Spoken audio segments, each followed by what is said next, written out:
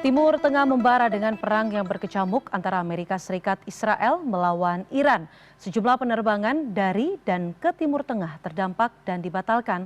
Lalu bagaimana nasib jemaah umroh yang akan berangkat ke Tanah Suci maupun kembali ke tanah air? Untuk membahasnya, kita sudah tergabung dari luar studio dengan Ihsan Marsha, juru bicara Kementerian Haji dan Umroh, serta Muhammad Firman Taufik, Ketua Umum Himpunan Penyelenggara Umroh dan Haji atau HIMPUH. Selamat sore, Mas Ihsan dan juga Mas Firman. Oke, Mbak Diana. Saya mau ke Mas Ihsan terlebih dahulu. Mas Ihsan, apa himbauan terbaru dari Kemenhaj kepada para calon jemaah umroh yang akan berangkat ke Tanah Suci?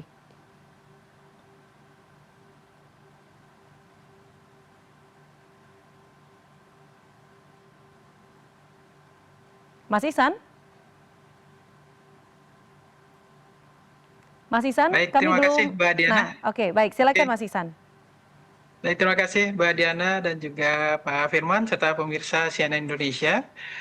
Terkait dengan himbauan dari Kementerian Haji dan Umroh hingga sore hari ini, tentu himbauan masih sama ya, berkaitan dengan realitas yang terjadi saat ini, berangkat dari apa yang terjadi di dinamika yang terjadi di Timur Tengah khususnya.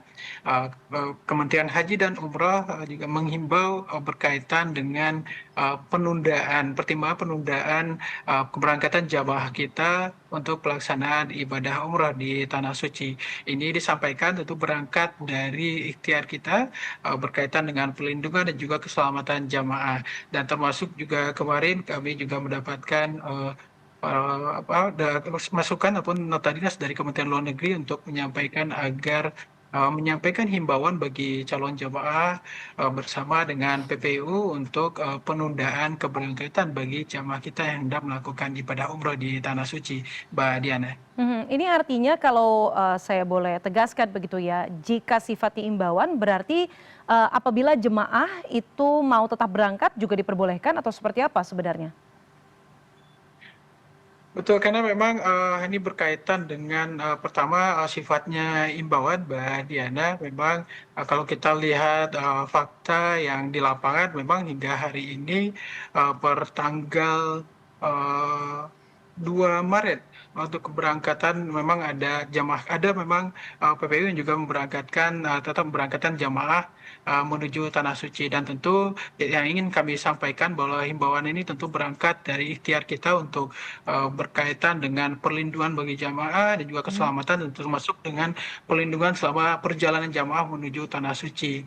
Dan tentu ini kita melihat kondisi dan realitas yang terjadi di Timur Tengah saat ini. Itulah himbauan yang kita sampaikan agar melalui PPU dan juga para jamaah kita untuk mempertimbangkan untuk menunda keberangkatan menuju Tanah Suci. Oke, adanya imbauan untuk penundaan karena alasan keselamatan dan juga mungkin kenyamanan nanti ya selama beribadah. Saya mau beralih ke Mas Firman. Mas Firman, ini kalau saya melihat begitu ya secara acak di media sosial kan ada yang jemaah yang ditunda begitu ya, tapi ada juga yang berangkat begitu. Ada beberapa di media sosial mengupload berhasil sampai di kota-kota tertentu yang mungkin ini kalau di media sosial juga banyak juga yang cancel atau tidak bisa kembali ke tanah air. Nah ini sebenarnya bagaimana kebijakan berbagai travel umroh ini? Apakah imbauan Kemenhaj diartikan penundaan semua atau seperti apa situasinya? Silakan ceritakan Pak Firman. Terima kasih Mbak Diana, Pak Ihsan. Jadi menurut kami kalau yang namanya negara sudah menghimbau itu pasti udah punya data dan informasi yang lengkap dan memadai, dan rasa-rasanya tidak bisa kita abaikan begitu saja. Namun kalau disandingkan dengan kenyataan di lapangan bahwa setidaknya sampai dengan hari ini pemerintah Saudi khususnya 2 bandara di mana biasanya jamaah asal Indonesia mendarat, yaitu Jeddah dan Madinah, belum ada berita penutupan, Mbak Diana, baik di Bandara Jeddah maupun Madinah. Dan faktanya juga bahwa sampai hari ini setidaknya tadi pagi dan tadi siang pesawat yang direct flight yaitu Garuda dan Saudi juga masih menerbangkan jemaah baik ke Indonesia maupun dari Indonesia ke Saudi Arabia. Jadi sekali lagi kalau yang namanya himbauan kami rasa jangan diabaikan, namun juga harapan kami adalah himbauan ini juga jauh lebih dipertegas. Artinya betul seperti apa yang dikatakan sama Mbak Diana tadi, himbauan ini kan boleh ya, boleh tidak, ya setidak-tidaknya pemerintah akan terus melakukan updating berdasarkan keadaan atau situasi yang terjadi di Saudi Arabia. Ini artinya kalau bicara soal persentase, Pak Firman, seberapa banyak travel yang masih tetap memberangkatkan para jemaah? Karena kalau tadi bicara soal realitasnya bahwa penerbangan itu pun masih mungkin delay, tapi juga masih dibuka begitu ya ruang udaranya. Oke. Ada 3 kelompok besar masyarakat yang perlu jadi perhatian pemerintah dan kita semua. Yang paling terdampak adalah mereka yang saat ini berada di negara transit, Mbak Diana. Hmm. Jadi di negara transit ini ada 2 hal, yaitu mereka yang pulang dari Saudi Arabia kemudian mampir di negara tertentu. Kemudian ada juga yang dari Indonesia ingin ke Saudi tapi mampir juga di negara tertentu. Ini yang paling terdampak. Karena data yang kami terima setidaknya dari teman-teman anggota Himpo dan anggota asosiasi lain, para penyelenggara ini ada yang jemaahnya tertahan di berbagai negara. Ada yang masih sampai Singapura nggak bisa terbang ke Saudi, ada yang baru sampai Brunei nggak bisa terbang ke Saudi, ada yang sampai Malaysia nggak bisa terbang Saudi, ada yang dari Saudi terbang ke Doha nggak bisa terbang, tertahan di Saudi karena bandaranya sudah tertutup. Tidak salah, 3 bandara yang tertutup ya, Doha, kemudian Abu Dhabi dan Dubai. Kemudian ada yang sudah mau nyampe di Doha, kemudian stranded, dialihkan turunnya di di Oman ya, dan sampai saat ini masih berada di negara tersebut. Nah, ini yang paling terdampak yang perlu mendapat perhatian serius dari pemerintah. Kemudian kelompok 2 yang juga perlu mendapat perhatian adalah mereka yang saat ini sedang berada di Saudi Arabia. Tentunya dengan penutupan ruang udara akan ada potensi sama seperti yang saat ini mereka terjebak di negara transit, mereka akan kehilangan kesempatan untuk dapat kembali ke Indonesia sesuai jadwal.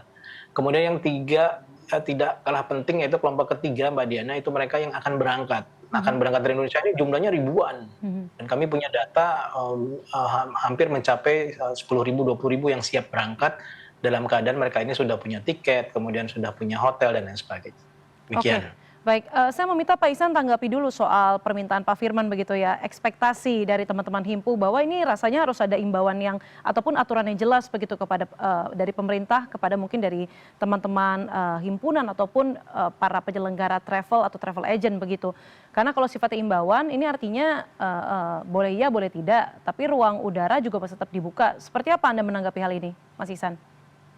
Betul, memang ini yang kita terus tekankan juga kepada masyarakat dan kemarin juga Pak Wakil Menteri juga menyampaikan bahwa prinsip utama yang perlu kita hadirkan dan juga menjadi pertimbangan bagi jamaah kita yang hendak melakukan umroh, juga jamaah umroh, tentu adalah berkaitan dengan keselamatan dan juga berkaitan dengan perlindungan. Itu tadi juga kami juga berkoordinasi bersama dengan Kementerian Luar Negeri berkaitan dengan penguatan himbauan bagi masyarakat agar betul-betul menjadi pertimbangan yang hendak melakukan umroh ke Tanah Suci untuk melakukan penundaan. Karena memang banyak hal tadi berkaitan dengan situasi dan juga dinamika yang berkembang, bahkan juga melihat eskalasi yang terjadi hingga hari ini, Mbak Diana. Dan tentu ini kami juga terus berkoordinasi bersama Pak Firman dan kawan-kawan di PPIU dan juga asosiasi tentunya berkaitan dengan mekanisme dan juga himbauan bagi para jamaah kita dalam konteks penundaan pemberangkatan umroh ini. Memang tadi juga seperti yang disampaikan oleh Pak Firman, bahkan ada jamaah kita yang tadi juga kita mendapatkan laporan melalui Direktorat Bina Penyelenggaraan sebanyak sekitar 2.000-an jamaah kita betul masih berada di sejumlah negara yang transit yang tidak bisa masuk ke Tanah Suci ataupun di Arab Saudi. Karena transit ya, beda dengan yang direct flight yang bisa langsung langsung ke Arab Saudi. Dan tentu ini menjadi catatan tentu bagi para jamaah kita, realitas yang terjadi dan juga prinsip kehati-hatian dan juga keselamatan ini menjadi pegangan semestinya untuk penyelenggaraan ibadah kita, karena harus memprioritaskan keselamatan berkaitan dengan realitas yang terjadi ataupun eskalasi yang sedang berkembang di Tanah Suci, Mbak Diana. Pak Ihsan, ini kan katakanlah memang ada imbauan penundaan keberangkatan untuk alasan keselamatan. Tentunya kan pasti ada kerugian begitu ya, karena misalnya tiketnya harus untuk esok tapi tidak bisa dilakukan misalnya karena cancel atau dan lain sebagainya, misalnya dalam jangka waktu dekat begitu. Nah itu skema seperti apa yang disiapkan oleh Kemenhaj? Siapa yang menanggung apabila ada kerugian-kerugian tersebut? Karena pemerintah juga sudah melakukan ataupun mengeluarkan imbauan untuk penundaan itu begitu ya? Betul. Nah, karena memang kami informasikan juga berkaitan dengan penyelenggaraan ibadah umroh, memang ini sepenuhnya juga menjadi tanggung jawab dari teman-teman di PPU berkaitan dengan layanan ataupun seluruh pelayanan bagi jamaah baik itu jamaah jelang keberangkatan, jamaah keberangkatan hingga pemulangan jamaah. Tentu ini kita juga mendorong adanya mitigasi-mitigasi baik itu ikhtiar-ikhtiar yang kita perlu hadirkan dengan koordinasi bersama maskapai, apakah itu nanti outputnya refund untuk Atau tiketnya reschedule karena begitu ya Pak? realitas Hmm. itu penerbangan dan tentu juga kami juga dapat tadi juga masukan termasuk visa jamaah kita Mhm. minta sinergi bersama Kementerian Haji untuk mendorong misalnya nanti ada penundaan, ada perpanjangan visa ke depannya untuk bisa sama-sama kita komunikasikan melalui Kementerian Haji dan Umroh Arab Saudi untuk nanti jemaah bisa tetap berangkat. Seperti itu Mbak Diana. Apa sih Pak Ihsan pertimbangannya pemerintah tidak tegas saja kalau kalau di zaman pandemi begitu ya, kita ingat betul semuanya ditunda begitu ya, itu bukan imbauan tapi merupakan perintah begitu atau aturannya jelas begitu. Apa pertimbangannya hanya berupa imbauan begitu? Apakah eskalasi konflik di sana masih dirasa oke, masih ada yang berangkat boleh tapi rasanya harus dikurangi begitu jemaah yang berangkat ke sana atau seperti apa sih? Betul, pertimbangan tadi kita berangkat dari prinsip menghadirkan perlindungan dan juga bagaimana soal keselamatan jamaah. Hmm, Meskipun kita melihat realitas di Arab Saudi disampaikan juga bagaimana jamaah situasi masih kondusif. terkendali, Oke. masih kondusif dan tentu kita masih melihat termasuk kita menerima berbagai masukan termasuk tadi dari Kementerian Luar Negeri bahwa perlu adanya kita menyampaikan himbauan kepada masyarakat untuk tadi penundaan untuk pelaksanaan umroh. Kalau kita berkaca di era COVID memang Saudi mendeklar untuk menutup proses masuknya jamaah untuk ataupun ke tanah suci dan ini menjadi pertimbangan kita juga Mbak Diana dan poin besar tentu yang tadi kita ingin hadirkan bahwa berbagai pertimbangan-pertimbangan krusial berkaitan dengan keselamatan jamaah dan juga menghadirkan perlindungan dan juga kehati-hatian kita Oke. berkaitan dengan dinamika yang terjadi. Hmm. Kita juga melihat berbagai nauzubillah tidak melihat berbagai kemungkinan-kemungkinan terkait dengan eskalasi kita juga ingin meminimalisir persoalan-persoalan yang kita harapkan tidak terjadi di kemudian hari. Makanya muncullah himbauan-himbauan yang tadi juga termasuk didorong oleh Kementerian Luar Negeri untuk kita menyampaikan himbauan untuk penundaan keberangkatan jamaah. Oke, saya mau ke Pak Firman. Pak Firman, kalau misalnya ada Ya, imbauan penundaan keberangkatan, itu untuk siapa sih jemaah yang berangkat misalnya pada pekan depan atau karena pekan ini misalnya semua sudah tetap on schedule begitu maka tetap diperbolehkan. Nah, kalaupun misalnya ada jemaah yang sekiranya merasa oke saya mengikuti imbauan pemerintah dengan menunda keberangkatan, itu bagaimana skema yang disiapkan oleh teman-teman travel? oke. Jadi di mata kami atau setidaknya di mata masyarakat juga melihat bahwa penundaan ini kan berlaku untuk mereka yang akan berangkat ke Mhm. sana ya. Jadi mereka yang akan berangkat mulai dari diberitakannya eh, pemberitaan dari Kementerian Haji untuk penundaan tersebut sampai dengan waktu yang tidak terbatas. Nah, Betul. waktu tidak terbatas ini yang rasanya perlu secara terus-menerus pemerintah memberikan update Hmm. apakah kondisi hari ini membaik, memburuk dan seterusnya itu paling penting. Nah, kemudian kalau tadi pertanyaan Mbak Diana, apa sih skema yang kami siapkan? Jadi para jemaah, para pihak yang terlibat dalam penyelenggaraan umroh ini, kami selaku penyelenggara, kemudian jemaah selaku end user itu apa namanya terikat kepada perjanjian satu sama lain ya. Betul. Kami dengan pihak hotel, kami dengan pihak maskapai, jamaah dengan pihak kami ya. Jadi masing-masing penyelenggara saya yakin punya yang namanya perjanjian ketika jamaah mendaftar. Termasuk di dalamnya ada klausul pembatalan di situ Mbak Diana. Hmm. Kemudian klausul pembatalan sepihak, kemudian klausul deviasi dan lain sebagainya. Nah, itu juga yang perlu menjadi perhatian pemerintah karena imbauan ini punya dampak psikologis buat jemaah. Ya, mereka punya rasa ketakutan gitu kan untuk berangkat, tapi di satu sisi mereka juga punya keterikatan. Nah, ini saya bicara dari sisi biaya lah ya. Mhm. Ini yang perlu disikapi lebih lanjut. Artinya ketika pemerintah mengimbau, saya sangat yakin bahwa pemerintah juga sudah memitigasi apa yang akan terjadi kalau terjadi penundaan dari sisi risiko biaya. Artinya bagaimana pemerintah kemudian menekankan kepada para pihak, misalnya ke penerbangan, bahwa ya di saat kondisi seperti ini harusnya mereka punya kelonggaran-kelonggaran yang harus dilakukan kepada kita semua. Karena ujungnya kan sebenarnya jemaah di sini. Ya. Jemaah yang akan memiliki resiko biaya paling tinggi dibandingin semua pihak gitu ya. Sebagai informasi Mbak Diana dan Pak Iksan bahwa saat ini saja serta-merta hotel-hotel di Saudi Arabia sudah mengeluarkan maklumat.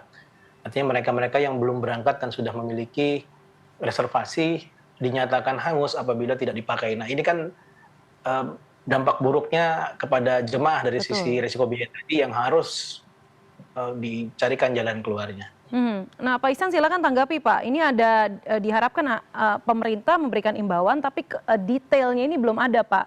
Soal kelonggaran-kelonggaran, misalnya soal reservasi hotel. Bagaimana lobby-lobby yang dilakukan Kemenhaj kepada misalnya pihak Arab Saudi perihal keberangkatan jemaah umroh ini yang terdampak kondisi eskalasi konflik di Timur Tengah? Baik, terima kasih Mbak Diana dan juga Pak Firman. Tentu komunikasi akan terus dibangun berkaitan dengan realitas dan juga apa yang tadi disampaikan juga Pak Firman. Karena memang kita juga melihat bagaimana realitas yang terjadi. Mungkin kita bisa menarik bisa pas saat COVID ada diskusi ataupun negosiasi-negosiasi Mhm. yang juga pemerintah ikut hadir di dalamnya. Tentu harapan kita tentu ini menjadi apa ya? Ikhtiar-ikhtiar ini tentu kembali kita dapat menghadirkan solusi bersama dan juga menjadi catatan buat pemerintah termasuk masukan dari teman-teman di asosiasi, IPU dan juga berkaitan dengan langkah-langkah berikutnya, skema-skema yang harus kita hadirkan bersama, Sejauh ini termasuk apa hasilnya, komunikasi. hasil komunikasinya Pak Ihsan? Apakah memang sudah ada kelonggaran yang direncanakan? Karena imbauan kan biasanya oke dalam 2 pekan atau misalnya dalam 2 minggu ke depan, ada penundaan keberangkatan sehingga, turunannya, aturannya ataupun kebijakannya ini adalah oke, mereka yang berangkat, hari ini misalnya ditunda 2 pekan ke depan, kemudian reservasi hotel ataupun reschedule ini berlaku, atau seperti apa Pak? Komunikasinya sudah sampai mana, untuk kejelasan kepada jemaah? Kalau untuk secara teknis tentu ini kalau untuk dari kita dari Kementerian Haji Mhm. tentu untuk peran dalam konteks penyelenggaraan umrah tentu memastikan bagaimana pelayanan dan juga akomodasi yang dapat apa yang dihadirkan oleh PPU untuk jamaah dapat dipastikan Mhm. terlaksana. Tentu ini komunikasinya di awal tentu antara teman-teman PPU dengan apakah itu muassasah ataupun syarikah yang akan berikan layanan. Tentu kami juga akan update berkaitan dengan perkembangan ini, Mbak. Saya juga belum bisa menyampaikan Oke. informasi resmi berkaitan ini, kaitan dengan komunikasi dan jelas tentu kebijakan dihadirkan ataupun himbauan yang disampaikan tentu ini berangkat dari tadi pertimbangan-pertimbangan dan juga realitas yang saat ini terjadi di Timur Tengah dan juga tadi lagi-lagi kita bicara soal perlindungan dan juga keselamatan jamaah kita di Arab Saudi, Mbak Diana. Oke, sampai kapan Pak imbauan penundaan ini akan digaungkan oleh teman-teman Kemenhaj? Ini juga kemarin juga ditegaskan bahwa himbauannya juga sampai kepada situasi dianggap kondusif dan juga untuk proses pemberangkatan jamaah kita dapat dipastikan aman. Insya Allah proses himbauan juga akan terus kami sampaikan termasuk update-update berkala tadi yang juga disampaikan oleh Pak Firman berkaitan dengan perkembangan-perkembangan di Tanah Suci dan juga mitigasi jamaah kita. Tadi juga disampaikan Pak Firman ada 3 yang terdampak termasuk bagaimana jamaah kita yang tadi yang masih berada di Tanah Suci, bahkan bagi jamaah kita yang berada di negara-negara transit, Mbak Diana, dan itu insya Allah akan kita update berkaitan dengan perkembangannya dan tentu harapan kita situasi ini dapat segera kondusif dan jamaah kita bisa melaksanakan ibadahnya kembali dengan aman dan nyaman di Tanah Suci, Mbak Diana. Oke, terakhir Pak Firman, singkat Pak Firman, apakah teman-teman Himpu punya data sekiranya jemaah Indonesia yang masih stranded ataupun masih tertahan begitu ya di beberapa kota transit? Kira-kira ada berapa kemudian kemudian bagaimana koordinasi dari teman-teman travel dan juga pemerintah, khususnya misalnya Kemenhaj ataupun Kemenlu untuk bisa membantu teman-teman ataupun jemaah umroh kita kembali ke tanah air dengan selamat. Oke, jadi kemarin hari Minggu kami rapat dengan Kementerian Haji, Mbak Diana, dan kami sudah diberikan link untuk mengisi data-data jemaah-jemaah yang terdampak ya, baik yang sedang berada di negara transit, yang ada di Arab Saudi maupun yang akan berangkat rentang di atas 1 Maret ke atas. Data itu ada di Kementerian Haji, Mbak Diana. Oke. Rasanya Pak Ihsan yang punya data lebih lengkap karena kami sifatnya adalah suportif aja. Kami minta para anggota mengisi data real dan data besarnya akan bisa disajikan oleh Kementerian Haji.